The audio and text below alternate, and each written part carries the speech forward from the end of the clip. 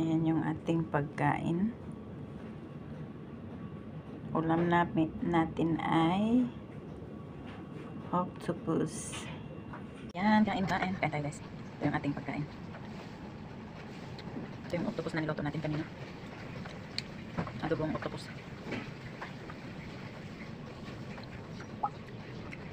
Ini-slice ko lang siya ng maliliit.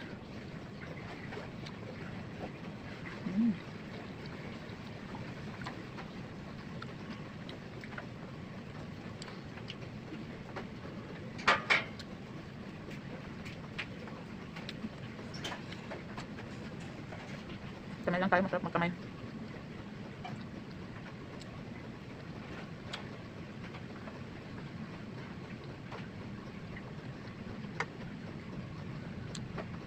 Malalaki ito kanina, hiwa ko lang.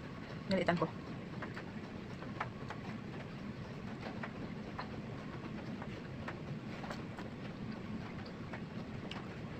Hilaw pa siya. Ang dami.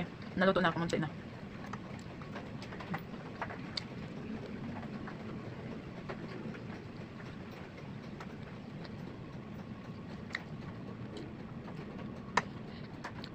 Pag hindi ka marunong magluto ng ganito, matigas.